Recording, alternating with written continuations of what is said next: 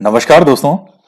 देखिए मित्रों, अभी हम आरपीएससी सेकंड ग्रेड का जो फर्स्ट पेपर है वो पढ़ रहे हैं और उसमें जालोर का दिल्ली सल्तनत के शासकों के साथ क्या संबंध, तो उसके बारे में हमें पढ़ना है।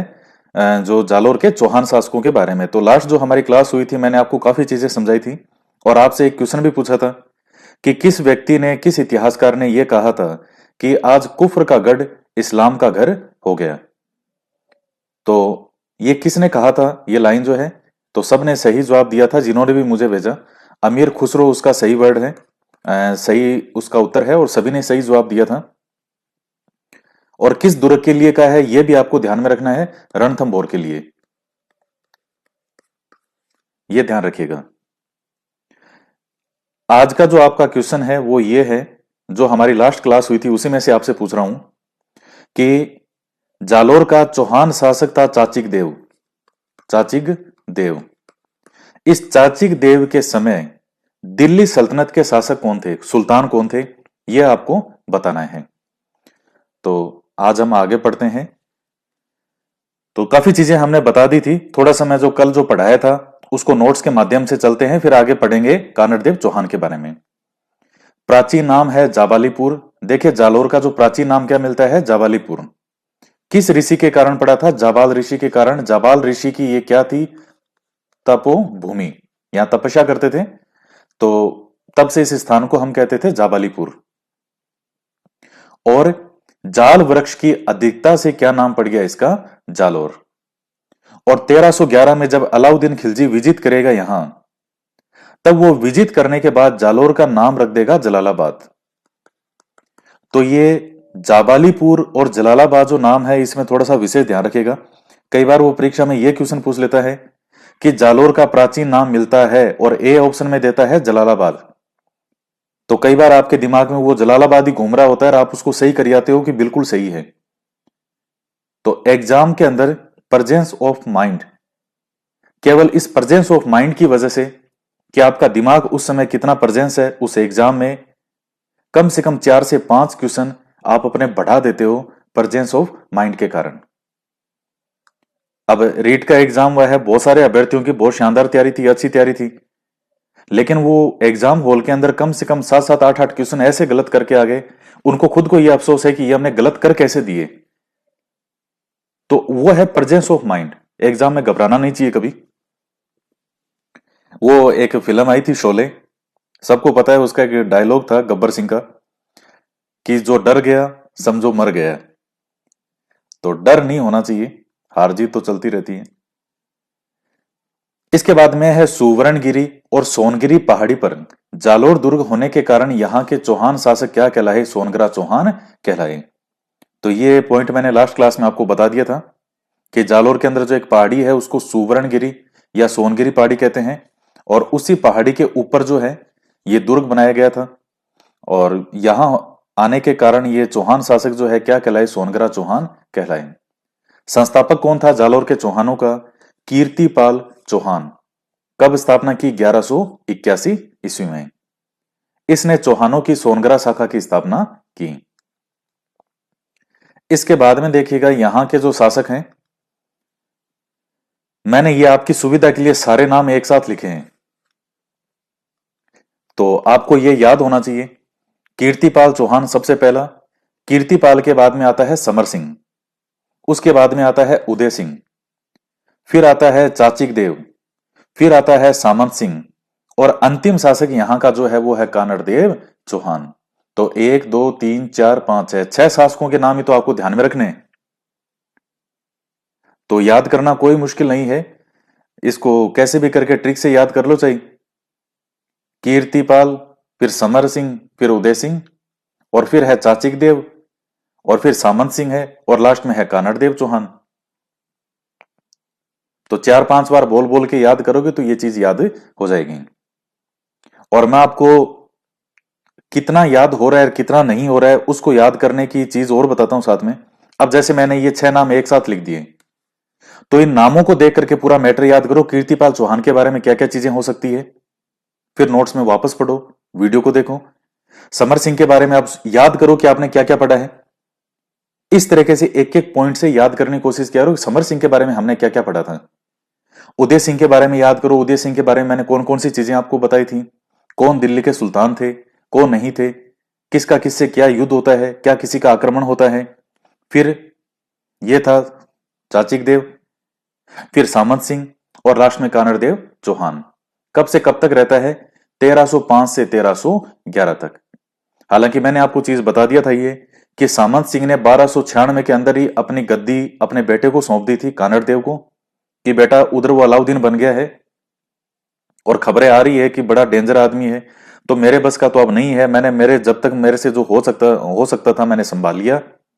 तेरे में वो प्रतिभा है कि तू हर तरह से इन चीजों का सामना कर सकता है। तो कानड़ देव चौहान को ये अपनी गद्दी सौंप देता है। लेकिन चूंकि 1305 में मृत्यु होती है सामंत सिंह की, तो इसलिए कार्यकाल कानड़ देव का ये पूछा जाता है। कीर्तिपाल ने मेवाड़ के शासक सामंत सिंह को पराजित किया था। नैण सिंह कीर्तिपाल को कित्तू एक महान शासक कहता है।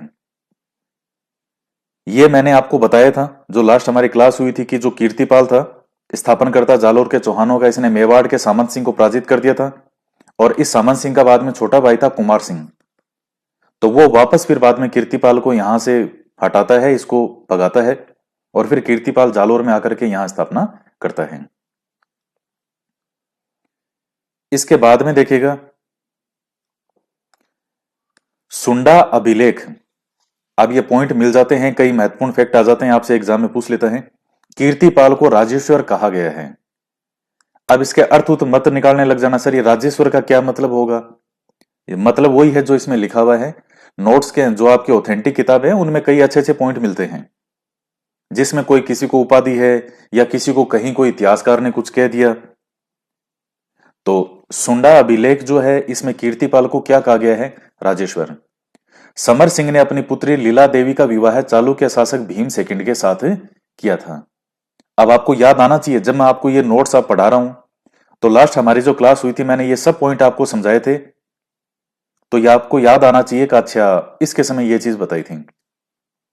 उदय सिंह ने इल्तुतमिश का सफलतापूर्वक सामना किया, और गुजरात का लवण प्रसाद कोई होता है शासक, तो उसको परास्त करता है कौन, उदय सिंह।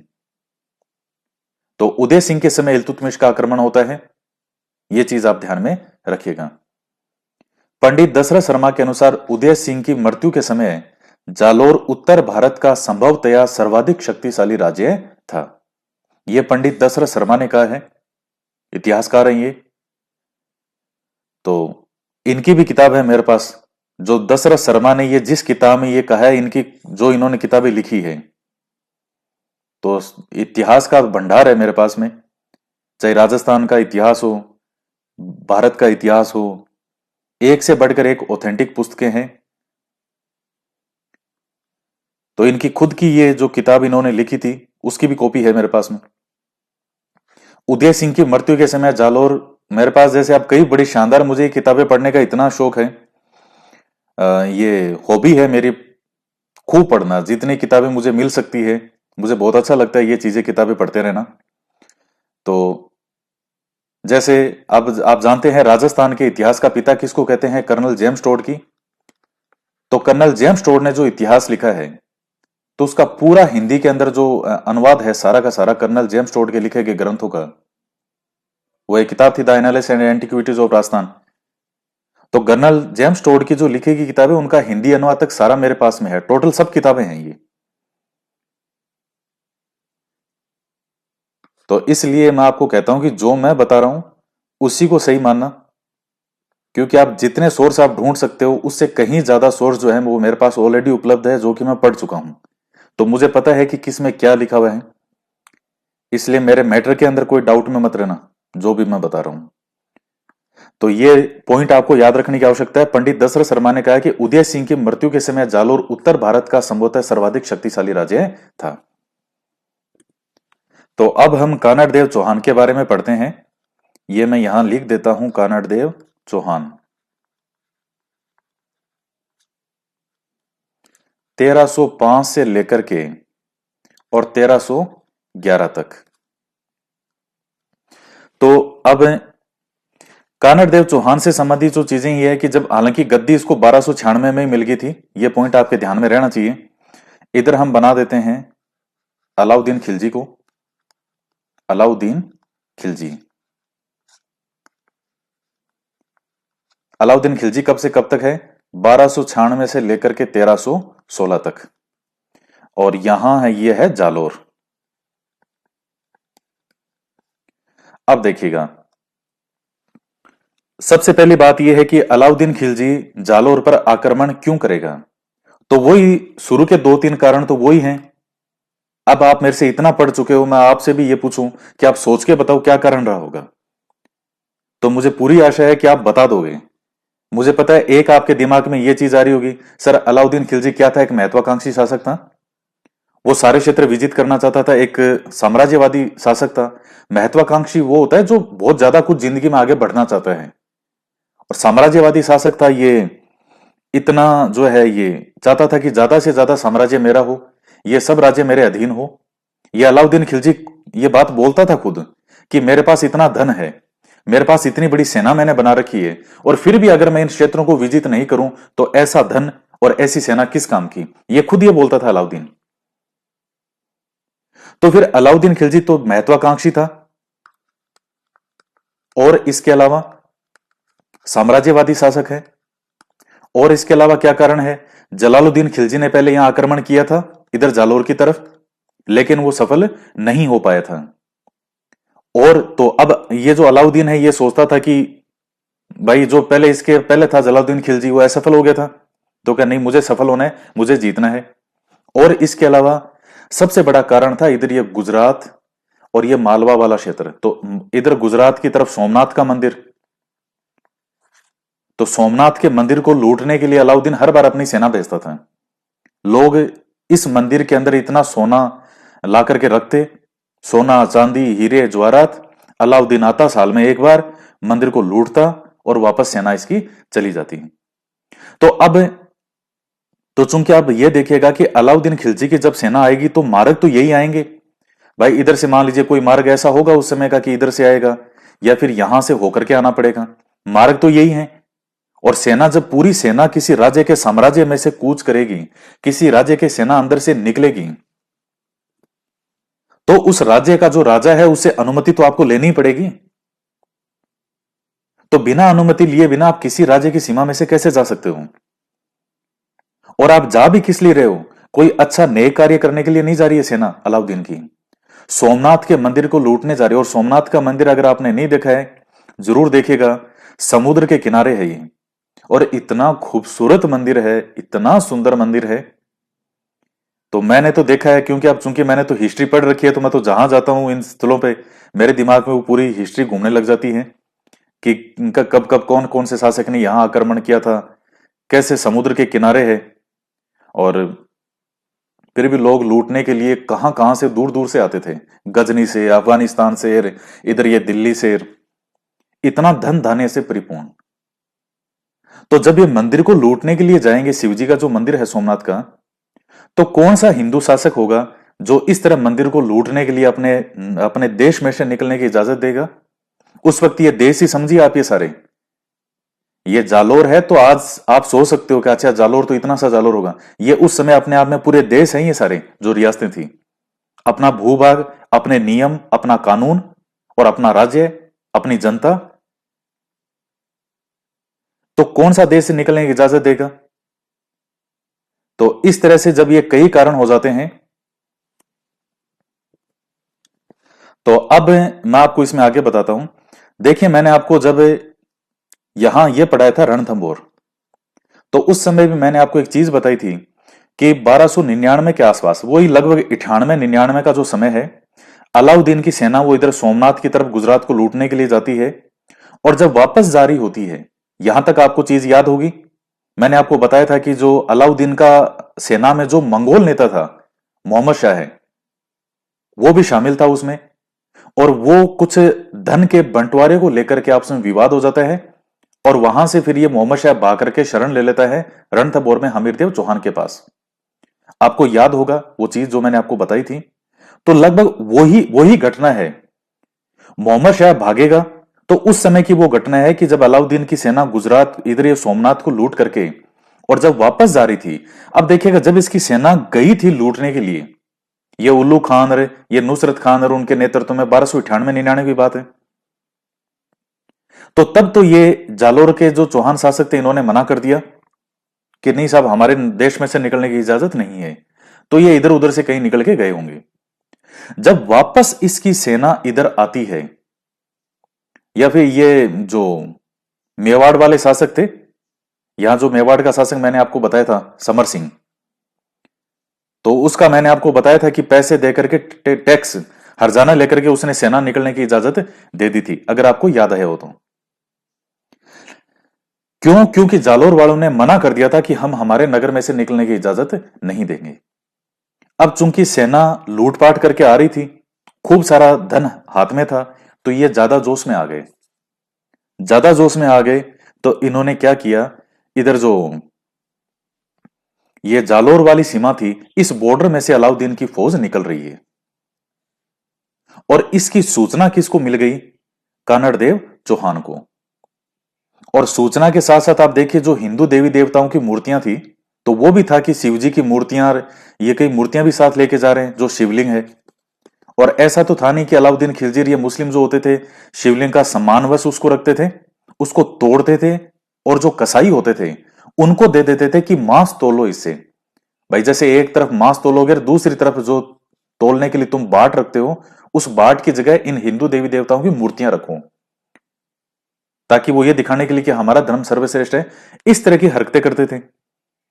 तो जब जालोर के कानड़देव चौहान को यह पता चला कि अलाउद्दीन की सेना वापस जा रही है और अपने नगर में से निकल रही है, और जो शिवलिंग है वो भी साथ में लाए हैं, सोमनाथ को लूटा है और शिवलिंग को तोड़ दिया है, और इनकी सेना में फूट भी मची हुई है, यह सूचना भी इनके पास पहुंच जाती है, क्योंकि वो मोहम्मद शाह वाली घटना मैंने आपको बता दी।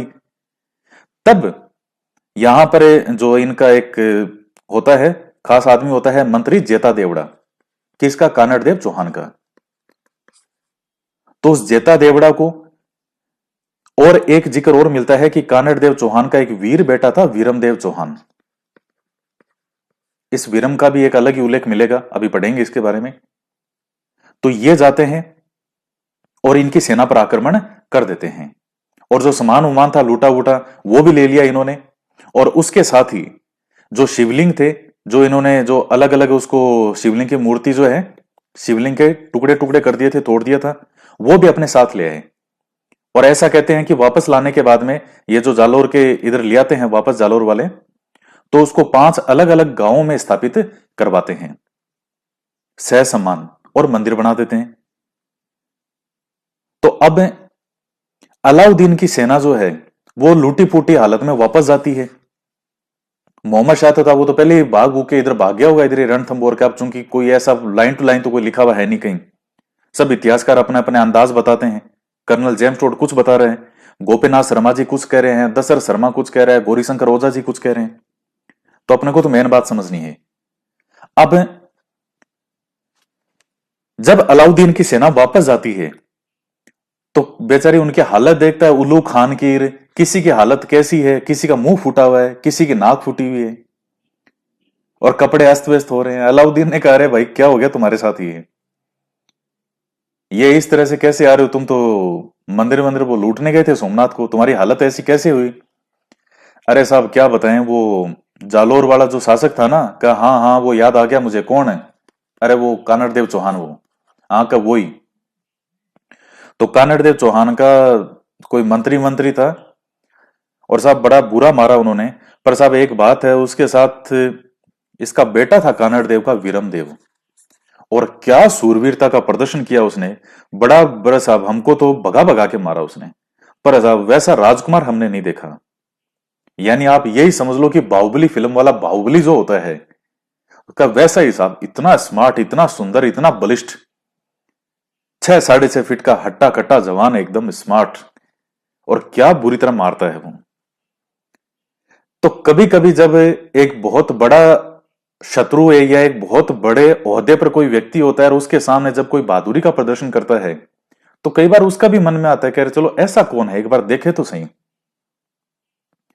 तब अलाउद्दीन खिलजी जो है वो इनके पास में एक इनविटेशन भिजवाता है कानड़ देव के पास में कि कानड़ देव जी, आपने जो मेरी सेना को बड़ा मारा, चलो मान ली आपकी बात, लेकिन सुना है कि आपके बेटे वीरम देव ने बहुत ही शूरवीरता का प्रदर्शन किया है, तो एक बार मैं आपके बेटे को देखना चाहता हूं। जब ये कानड़ देव के पास सूचना पहुंची तो इनको अलाउद्दीन, ये दिल्ली सल्तनत वालों का इतिहास याद आ गया कि ये धोखे से बुलाते हैं, कहते आओ हमारे दस्तरखान पर बैठ के भोजन करो, हमारे साथ में बैठ के भोजन करेंगे, और बैठे खाने में जहर मिला देते हैं। आपको पता है पहले मैंने जो वो एक किस्सा बताया था वीर नारायण वाला, यहां पर जब हमने ये पढ़ा था रणथंभौर, तो वीर नारायण को भी वो उसने जहर दे के मार दिया था इल्तुतमिश ने, और अलाउद्दीन खिलजी ने अपना जो रियल चाचा है उसको मार दिया था बुला करके। तो क्या यार, ये दिल्ली सल्तनत वालों का इतिहास बड़ा खराब रहा है, और आप मत जाओ, फालतू में मार मुड़ देगा, जवान इतना है, हीरो हैंडसम लड़का है। वीरम देव और कानड़ देव सोचते हैं यार क्या करें, अब जाएं तो सुल्तान और नाराज होगा, फालतू में सेना वेना लेकर के आ जाएगा। अलाउद्दीन की क्या है, इसका तो मन हो गया कर लो, चलो रे सेना उठाओ, फालतू में घेरा डाल के बैठ जाएगा, ल्योर साहब आ गया। अब का चलो वीरम देव को भेजते हैं। अब ये जो घटना मैं आपको बता रहा हूं ये नैणसिर बताता है, जो मुहैणोत नैणसी है वो इस घटना को मान्यता देता है कि 1305 में, अभी तक देखिए जालोर पर आक्रमण नहीं हुआ है, मैं जो चीज समझा रहा हूं ये इसकी सेना, अलाउद्दीन की सेना जालोर में से निकल रही थी, तो इन्होंने इनको लूट लिया जालोर वालों ने कि भाई तुम हमारा जो वहां से शिवलिंग लेके आए हो उसको जाके बेचोगे, गलत काम करोगे तो ये हमारे पास में रहेगा, और इसकी सेना को भगा दिया उन्होंने, मारपीट करके भागी उसकी सेना। अभी तक अलाउद्दीन का आक्रमण नहीं हुआ है, पहला आक्रमण अलाउद्दीन जो यहां करेगा वो भेजेगा सेना 1305 में ऐन उल मुल्क मुल्तानी, उस आदमी के नेतृत्व में, ऐन उल मुल्क मुल्तानी, अभी बताऊंगा आगे मैं। तो ये जो घटनाक्रम मैं आपको अब सुना रहा हूं ये 1298-99 से लेकर के 1305 के बीच का घटनाक्रम है, और नैणसी इस घटना को मान्यता देता है। कई इतिहासकार मान्यता देते हैं, कई इतिहासकार मान्यता नहीं देते, अपने तो वो पढ़ेंगे जो मान्यता देते हैं। अब आगे क्या हुआ, वीरम देव इस अलाउद्दीन खिलजी के दरबार में चला जाता है, और जैसे बाहुबली अपने दरबार में एंट्री करता है, सारे कहते हैं बाहुबली आ गए, बाहुबली आ गए, वैसे वहां एंट्री करता है वीरम देव। और वीरम देव का जिक्र मिलता है कि वीरम देव सही में बहुत स्मार्ट था, बहुत सुंदर था। तो जब वो दरबार में जाता है तो यहां ये सामने अलाउद्दीन बैठा है, इधर इसके वो जो भी मंत्री मंत्री बैठे हैं, और यहां वीरम देव दरबार में एंट्री करता है, और सब देखते हैं कि ये वीरम देव अपने कुछ एक सैनिकों के साथ में जाता है और पहुंच जाते हैं इसके दरबार में। उधर ये उल्लू खान और ये भी साइड में बैठे होते हैं, जिनको इस वीरम देव ने बुरी तरह पीटा होता है। वीरम देव उनकी तरफ देखता है, अच्छा और कैसे, बोलता नहीं, आंखों आंखों में इशारे करता है कि और मतलब अब ठीक है, मतलब उस दिन तो बड़ी मार खाई थी तुमने। वो उल्लू खान भी देख के देखता है कि यार यही था। अलाउद्दीन को कहता है कि साहब यही था, वो बड़ा बुरा मारा था इसने मुझे। अलाउद्दीन कहता है तू बैठ साइड में, बड़ा बुरा मारा था। तो वीरम देव से मिलता है और बात करता है। उसी समय एक बड़ा खतरनाक घटनाक्रम होता है। अलाउद्दीन की एक बेटी होती है, सुंदर सी क्यूट सी, जिसका नाम था फिरोजा। फिरोजा पहली ही नजर में अपना दिल दे बैठी, एक तरफा प्यार कर बैठी, किससे, वीरम देव से। भाई वीरम देव गया, सब देख रहे थे इतना स्मार्ट है, अब फिरोजा को बड़ा सुंदर लगा, ये भी वहां बैठी थी फिरोजा, और फिरोजा ने जब वीरम को देखा तो देखते ही ये क्या होगी, इसके प्यार में पागल हो गई। अब उस वक्त ये व्हाट्सएप वगैरह चैटिंग वेटिंग तो, ये फेसबुक तो होती नहीं थी, नहीं तो फेसबुक पे ढूंढती वीरम की और फोटोएं देखूं, तो वीरम कुछ और फोटोएं लगाता, आज मैं यहां घूमने गया, आज मैं इस पहाड़ी पे गया, आज यहां युद्ध किया, आज मैंने ये जीता। अब वो सिस्टम तो था नहीं। अब वो अपनी सहेलियों के साथ बार बार वीरम को देखने के लिए जाती, वीरम कहाँ है, क्योंकि वीरम देव कई दिनों तक अलाउद्दीन के पास रहता है। यहां ऐसे बना देते हैं, ये जालोर हो गया और ये दिल्ली है। तो ये जो दरबार है यहां अलाउद्दीन के है, यहां वीरम देव पहुंचता है।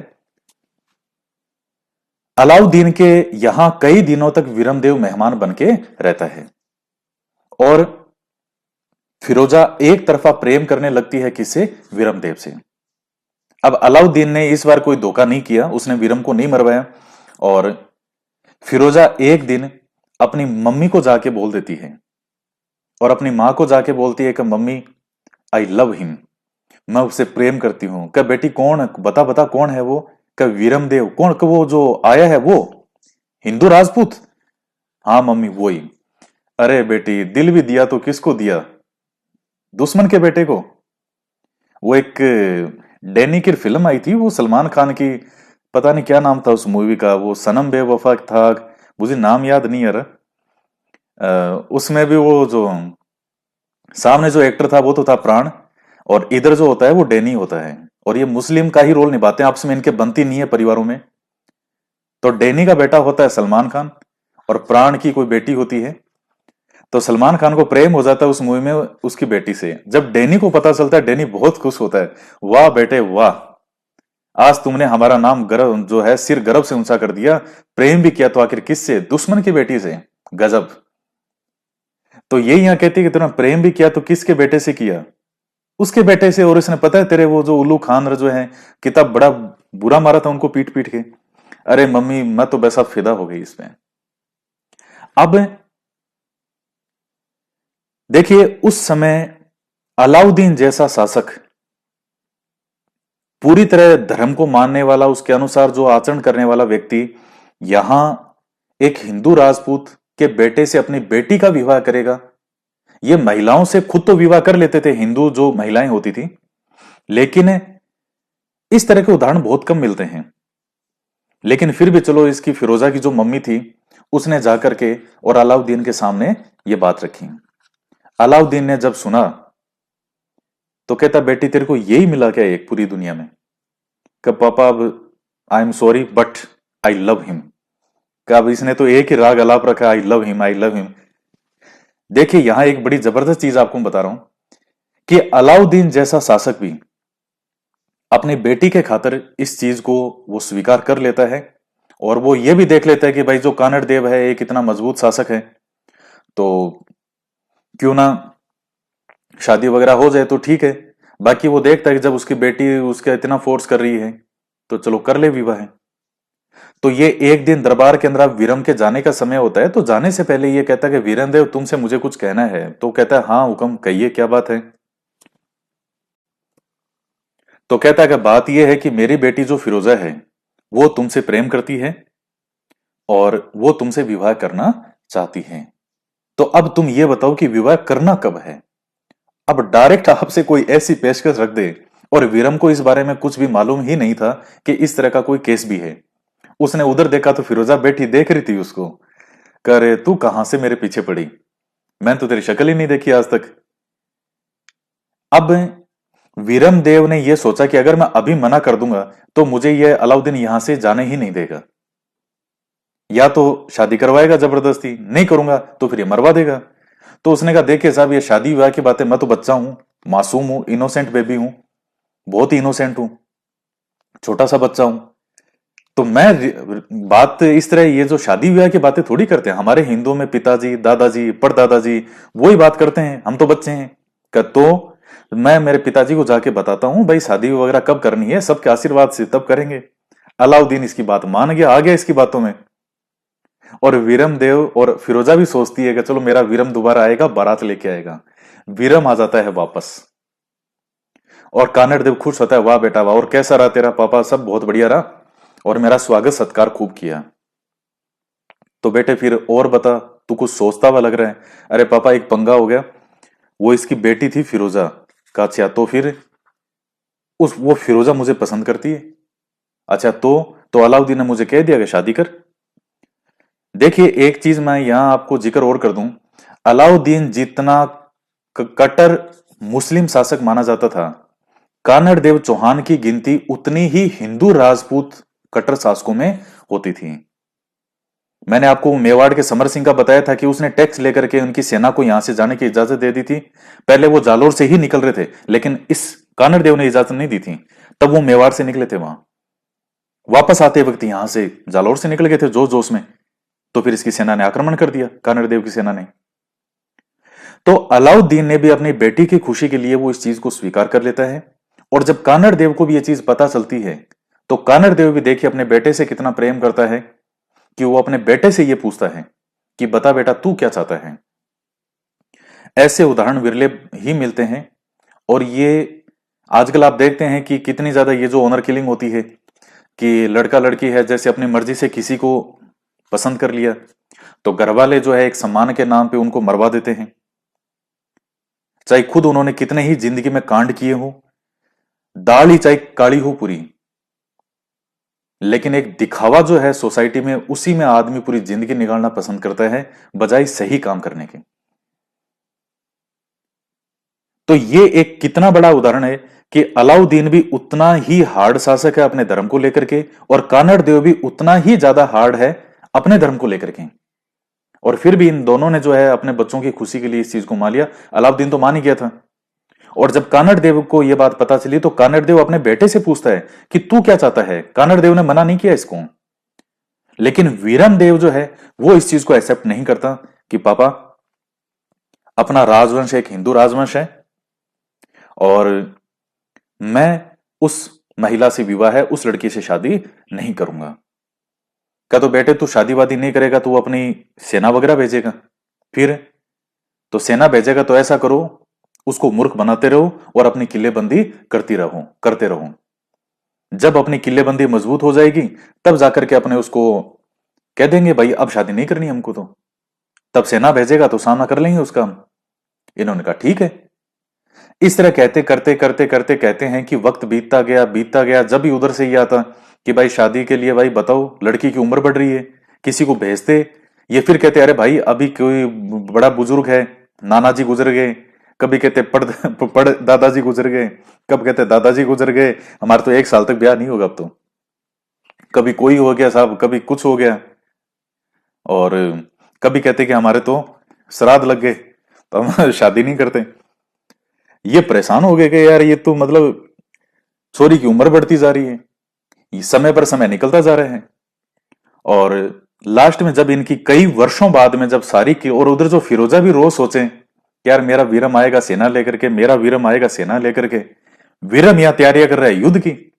देखिए किलेबंदी क्या होता है, कईयों के दिमाग में, कई बच्चे भोले वाले होते हैं सर ये किलेबंदी क्या होती है, दुर्ग को मजबूत करना। भाई ये सब दुर्ग में थे तो दुर्ग को इस तरह से मजबूत करो, अन्न पानी वगैरह है वो सब अपना सेव करके रखो, कि जब आपको पता है युद्ध तो होना ही है तो दुर्ग को इतना मजबूत कर लो कि अंदर जो शत्रु प्रवेश ही नहीं कर पाए, चाहे वो 10 साल घेरा डाल के बैठ जाए। वो जो चीज है उसको कहते हैं किलेबंदी करना। तो लास्ट में जब इनकी सारी तैयारियां हो गई कई वर्षों बाद में, फिर वही अलाउद्दीन का आदमी आता है, बताओ साहब वो लड़की की उम्र बढ़ रही है। तो अब चूंकि वीरम रे इनकी सारी तैयारियां पूरी हो चुकी है, तब ये वीरम एक दोहा बोलता है उसको कि मामा लाजे भाटिया कुल लाजे चौहान, जो परनिजु तुर्कणी अथ उगे भाण। मतलब क्या, इसका दोहे का क्या मतलब है कि मामा लाजे भाटिया, मेरा जो ननियाल जो मामा होते हैं, तो मतलब मामा पक्ष कौन सा होता है, ननियाल पक्ष, तो मामा लाजे भाटिया, मेरा ननियाल वंश किसका है, भाटियों का है। कुल लाजे चौहान, कुल किसका होता है, दादा परदादा पिताजी, ये जो वंश होता है वो अपना वो कहलाता है कुल। तो कुल लाजे चौहान, तो कुल मेरा कौन सा है, चौहानों का है। जो परनिजु तुर्कनी, मतलब अगर इस मुसलमानी से, इस मुसलमानी से अगर मैं विवाह करूं, वो जो वर्ड यूज करता है तो तुर्कनी, वो किसके लिए यूज करता है, उस वक्त मुसलमान थे कौन, ये तुर्क थे ये। तो अगर मैं इस मुसलमानी से विवाह करता हूं, आतुन उगे भाण, यानी सूर्य चाहे पूर्व की बजाय पश्चिम से भी उगना शुरू कर दे। तो इस पूरे दोहे का क्या मतलब है कि अगर मैं इस मुसलमानी से विवाह करता हूं यानी फिरोजा से, तो मेरा जो मामा पक्ष का है वो लज्जित हो जाएगा, मामा लाजे भाटिया। कुल लाजे चौहान, मेरा जो कुल चौहानों का है वो लज्जित हो जाएगा। जो परनिजो तुर्कनी अथुन हो गया भान, तो सुन, सूर्य अगर पूर्व से पश्चिम के बजाय भी उगना शुरू कर दे तो भी मैं इस तुर्कनी से विवाह नहीं करूंगा। कहां, और जब बोलते तेरे सुल्तान को, ये बेटा वापस जो भेजता है वो वापस चला जाता है, कह रहे साहब वो तो धोखा दे दिया उन्होंने। कहा क्यों, वो तो कह रहे शादी नहीं करूंगा मैं तो फिरोजा कहती है पापा, उसके जो पापा हैं कानड़ देव, उन्होंने मना किया होगा, मेरा वीरम तो मना नहीं कर सकता। पापा कहते हैं बेटा ये तेरे वीरम का ही मना किया हुआ है, वो कानड़ देव तो मान गया था। क्या वीरम नहीं, वीरम तो ऐसा नहीं कर सकता। कई बार क्या होता है, जैसे आपको किसी से अंधा प्रेम हो जाता है, आप चाहे लड़का हो चाहे लड़की हो, और आपको किसी से अंधा प्रेम हो गया, तो उस इंसान के जो अवगुण हैं, चाहे कितने ही खतरनाक अवगुण हो, वो भी आपको दिखाई नहीं देंगे। नजरअंदाज कर देता है इंसान, क्या नहीं नहीं नहीं वो ऐसा नहीं हो सकता, नहीं नहीं वो ऐसा नहीं हो सकता। इसीलिए क्या कहते हैं कि प्रेम जो होता है वो कैसा होता है, अंधा होता है।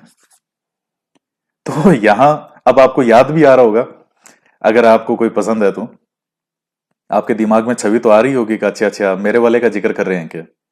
तो अब देखिए उसके बाद फिर अलाउद्दीन जो है वो अपनी सेना को भेजता है। तो एक तो सबसे बड़ा जो कारण ये मिलता है कि अलाउद्दीन आक्रमण के लिए भेजेगा सेना, तो वो क्या कारण है क्या नहीं कारण है वो मैंने आपको बता दिया नैन्सी के अनुसार। और एग्जाम में बहुत बार क्वेश्चन भी पूछे जाते हैं और इतिहासकारों ने भी इसको मान्यता दी है, अधिकतर इतिहासकारों ने, कि नहीं ये घटना तो बिल्कुल सही है। अलाउद्दीन की पुत्री फिरोजा थी, वो वीरम से प्रेम करती थी और वीरम इसके दरबार में गया था, अलाउद्दीन ने बुलाया था। तो एक तो घटनाक्रम मिलता है ये। अब एक दूसरा घटनाक्रम मैं आपको यहां और बता रहा हूं, तो बहुत अच्छे से इसको सुनिएगा। अब देखिए दूसरा जो घटनाक्रम आता है, अब यहां से अलाउद्दीन का आक्रमण शुरू होता है।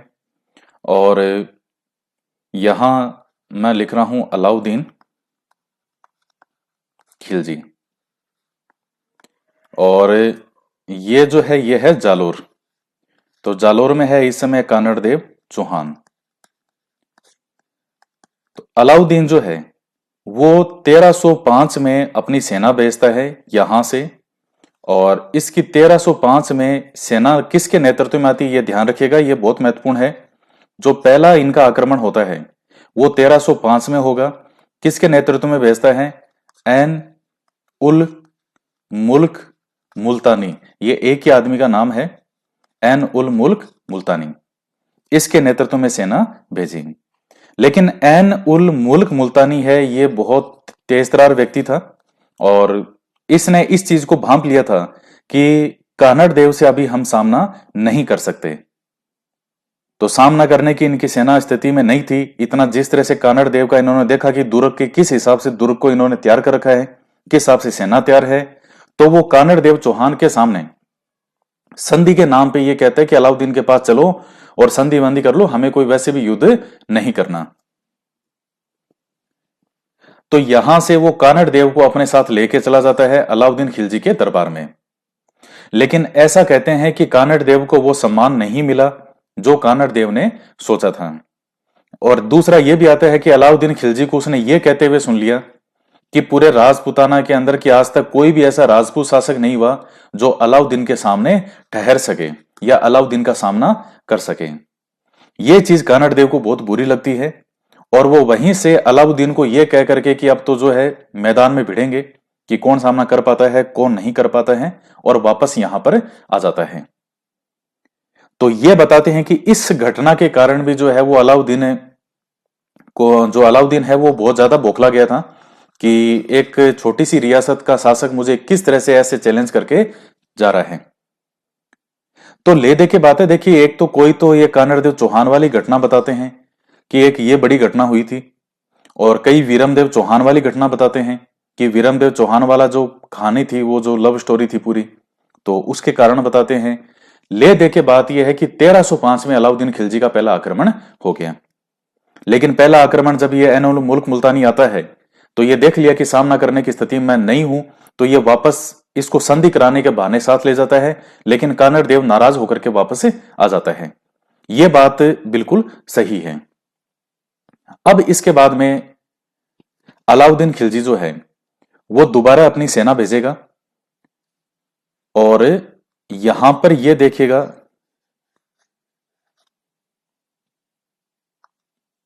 अलाउद्दीन की सेना जब इधर से आएगी तो ऐसा कहते हैं कि इधर बाड़मेर के अंदर जो सिवाना फोर्ट है, तो उस वक्त पूरे क्षेत्र को सिवाना ही बोलते थे।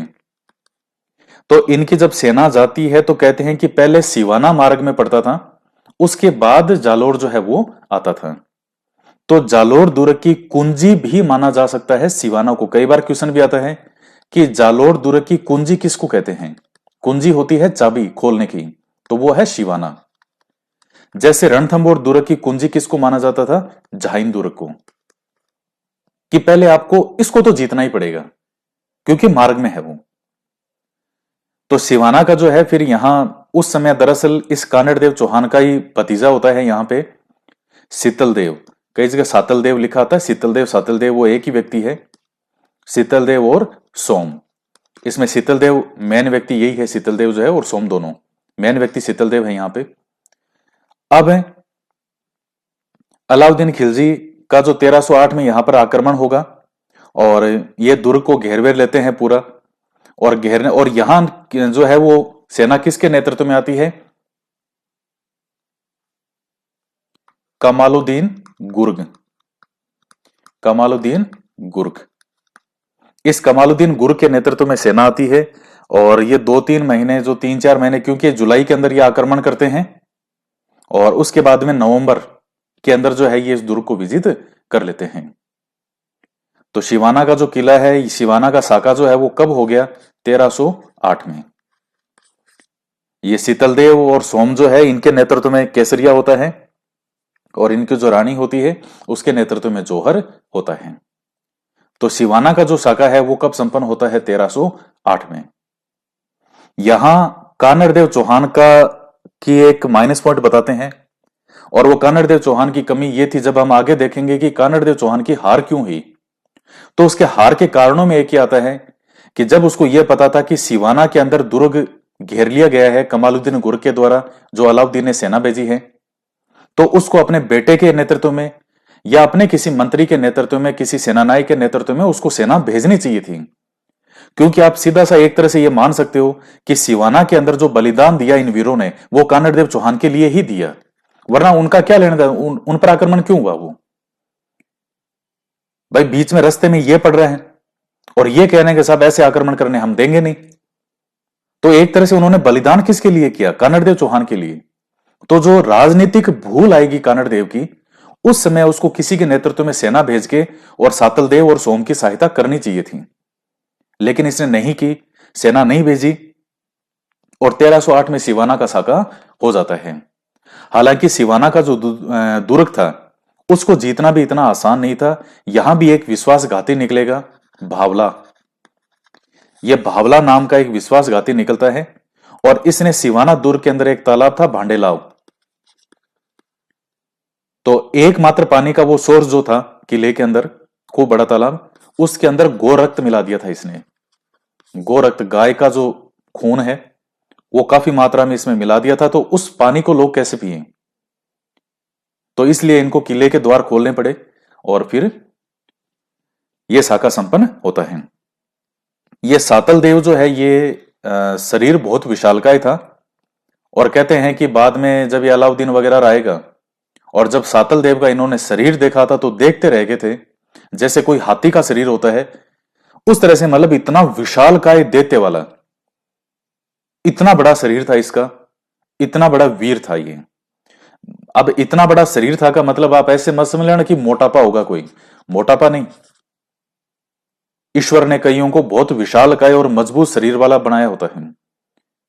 जैसे जब आपको मैं मेवाड़ पढ़ा रहा था तो उसमें जो हंसाबाई का भाई था रणमल, उसके बारे में भी मैंने आपको बताया था कि जो रणमल था वो भी शरीर से बहुत ज्यादा शक्तिशाली था, वो बहुत विशालकाय था। अब जैसे ये जो WWE के होते हैं रेसलर, अब उसमें एक इंडियन रेसलर है खली, तो आप खली को देखते ही हैं कितना विशालकाय शरीर वाला है। तो उस वक्त वाले ऐसे ही लगभग योद्धा ऐसे हुआ करते थे, खली से भी बड़े बड़े शरीर वाले हुआ करते थे। तो ये यहां का 1308 में सिवाना का साका हो जाता है और बाद में फिर यह आक्रमण होता है कहां पर? यहां पर ये जालोर दुर्ग में। और जालोर दुर्ग के अंदर भी मैंने आपको बताया था, चूंकि इनकी तैयारियां पूरी थी और जालोर दुर्ग को है उसको भी जीतना इतना आसान नहीं था, लेकिन गद्दारों की कभी यहां कमी नहीं रही। जालोर दुर्ग के अंदर भी जो है वो एक गद्दार निकलता है, दैया बीका नाम का। वो दैया बीका जो है वो शत्रुओं के साथ मिल जाता है। देखिए इस सिवाना दुर्ग को किसके नेतृत्व में विजित किया था? कमालुद्दीन गुर्ग के नेतृत्व में। और फिर आगे जो सेना बढ़ती है 1311 में इधर, वो इसी कमालुद्दीन गुर्ग के नेतृत्व में ही आगे बढ़ती है। तो जब यहां सेना आगे बढ़ेगी, कई महीनों तक घेराबंदी वगैरह करेंगे, पार नहीं पड़ेगी, तो फिर से ये किसी को मिलाएंगे अपनी तरफ, और एक ये जो कानड़देव चौहान का एक सरदार था खास, दयाबिका, ये बिक जाता है और ये इनके साथ मिल गया, और इसने सुरंग किया या पता नहीं कोई द्वार वगैरह खोल दिया, सुरंग वरंग का पूरा रास्ता बता दिया कि किले के तो नहीं बेच सकते, लेकिन एक ऐसा रास्ता बता दिया सुरंग का कि इधर से सारी सेना दुर्ग में आ जाएगी। तो उस वक्त जब दयाबिका को इन्होंने लालच दिया था कि हम तुम्हें जो है वो जालोर का बाद में राजा बना देंगे, और दयाबिका जब बाद में वापस आकर के ये बात अपनी पत्नी को बताई, तो इसकी पत्नी ने दयाबिका की गर्दन काट दी थी अपने पति की, कि तुम जैसा पति मेरा गद्दार हुआ, इससे बड़ा दुर्भाग्य मेरा क्या होगा, और वो तलवार से अपने पति की गर्दन उड़ा देती है। तो ऐसी पत्नियां बहुत कम होती है जो अपने देश के लिए सोचे, गद्दारों का कभी साथ नहीं दे। और उसके बाद वो भाग करके कानड़ देव के पास में आती है और कानड़ देव को यह बताती है कि इस तरह से मेरे पति ने, ये दयाबिका ने ये किया है, और सुरंग का उसने रास्ता बता दिया और सेना दुर्ग में आ रही है। तब ये सारे फिर तैयार होते हैं और फिर बहुत घनघोर युद्ध होता है, और कानड़ देव चौहान है वो युद्ध करते हुए शहीद होता है। वीरम देव का क्या हुआ? तो वीरम देव को भी जब अब वीरम देव ने यह सोचा था कि मैं जिंदा नहीं पकड़ा जाऊं, तो चूंकि यह आदेश था कि वीरम देव को नहीं मारना, वीरम देव को जिंदा पकड़ के लाना है। तो जब ये वीरम देव को पकड़ने की कोशिश करते हैं, उससे पहले जब वीरम देव देख लेता है कि अब मैं चारों ओर शत्रुओं से घिर चुका हूं, तो वीरम देव कटार अपने सीने में घोंप लेता है और अपने सीने में कटार घोंप के आत्महत्या कर लेता है। लेकिन शादी तो नहीं करूंगा, चाहे मरना मंजूर हो। तो इस तरह से ये दुर्ग जो है ये इनके हाथों में आ जाता है। और अलाउद्दीन जालोर दुर्ग को कब विजिट करता है? 1311 में। और जालोर को विजिट करने के बाद ये जालोर का नाम बदल के रख देता है जलालाबाद, और इसके अंदर जालोर दुर्ग में मस्जिद वगैरह भी बनाता है। उधर देखिए फिरोजा क्या क्या होता है। फिरोजा को जब पता चला कि वीरम देव ने कटार घोंप के और आत्महत्या कर ली है, और कहते हैं कि वीरम देव का शरीर उसके सामने लेके गए थे। अब जो कवि हैं वो और थोड़ा ज्यादा लिख देते हैं कि जब फिरोजा उसके सामने आती है तो वीरम का मृत जो शरीर है, उसका वीरम का मृत चेहरा भी वो ऐसे दूसरी तरफ मुड़ जाता है अपने आप ही कि मैं तेरी शक्ल भी नहीं देखूंगा। यह तो थोड़ी अतिशोक्ति हो गई, एक मृत व्यक्ति कैसे अपना मुंह घुमा सकता है, लेकिन इस तरह से लिखते हैं। तो उसका शरीर लेके गए थे वीरम का, और जब ये फिरोजा को पता चला कि भाई वीरम जीवित नहीं आया, उसका शरीर ही आया है, तो फिरोजा अपनी मां को कहती है कि मां, मैं वीरम के बिना जीवित नहीं रह सकती, तो मुझे इजाजत दो कि दिल्ली के अंदर जो नदी बहती है, कौन सी, यमुना, मैं उसमें कूद के आत्महत्या करना चाहती हूं। तो अपनी मां फिर पहले तो देखती है, लेकिन देखती है ये तो प्यार में पागल हो गई है, दीवानी हो गई है, विरहणी हो गई है, अब ये जिएगी नहीं। तो ठीक है, जा, उसको अनुमति देती है और अपनी माता से आज्ञा लेकर के यमुना में कूद करके फिरोजा आत्महत्या कर लेती है। तो ये रियल है जो उसका फिरोजा का आत्महत्या करना, ये घटना मिलती है। तो फिरोजा एक जो दहाई होती है, दहाई कौन होती है? जो पालन पोषण करने वाली। तो एक दहाई का नाम भी आप ध्यान में रखिएगा, गुल बिहिस्त। ये कई बार नाम पूछ भी सकते हैं। तो वही दहाई जाती है यहां पर, वो युद्ध के समय भी साथ ही रहती है कि मैं वीरम को लेने के लिए वीरम को लेके ही जाऊंगी, लेकिन फिर वीरम तो अपने आप को मार लेता है, तो उसका शरीर ही लेकर के फिर जाती है। तो इस तरह से ये जो है 1311 में जालोर को विजिट कर लिया अलाउद्दीन ने। तो आपको ये सारी चीजें याद होनी चाहिए। 1301 में अलाउद्दीन खिलजी विजिट किसको करता है? रणथंभौर को। 1303 में किसको विजिट करेगा? चित्तौड़ को। 1308 में किसको विजिट करेगा? सिवाना को। 1311 में किसको विजिट करेगा? जालोर को। और जहां जहां के जो नाम बदल के रखे वो आपको पता होना चाहिए। चित्तौड़ का नाम उसके बदल के रख दिया था खिजराबाद। शिवाना का नाम बदल के उसने रख दिया था खेराबाद। और जालोर जो है, जालोर का नाम बदल कर रख देता है जलालाबाद। तो ये कई महत्वपूर्ण पॉइंट हैं, बिंदुओं का ध्यान रखिएगा। तो नेक्स्ट वीडियो जो है उसमें अब जो बचे कुचा जो कुछ पॉइंट वगैरह नोट्स के माध्यम से हम कंप्लीट कर लेंगे। तो जो आपका सिलेबस था उसमें दिल्ली सल्तनत के साथ जो हमें शासक पढ़ने थे, सारे जो भी रियासतों के नाम थे, रणथंभौर, जालोर और मेवाड़, ये तीनों आपके कंप्लीट हो चुके हैं।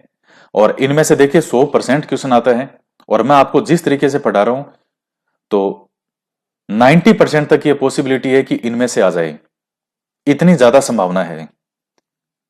क्योंकि मार्केट में इतनी गाइड वगैरह आती है, उनमें भी मुश्किल से 50 से 60% तक क्वेश्चन कोई मुश्किल से पढ़ते हैं, वो भी जब इतने बड़े बड़े वो इतनी मोटी मोटी गाइडें होती हैं। तो केवल नोट्स और वीडियो लेक्चर के माध्यम से अगर आपका 60 से 70% मार्क्स आप लाने में सक्षम हो जाते हो, तो इससे बड़ा अचीवमेंट तो कुछ हो ही नहीं सकता। तो आज के वीडियो लेक्चर में इतना ही। आगे नेक्स्ट जो है वो हम इसको कंप्लीट कर लेंगे, थोड़ा सा बचा है पर आगे उसको कंप्लीट करेंगे। तो मिलते हैं नेक्स्ट वीडियो में। जय हिंद, जय भारत।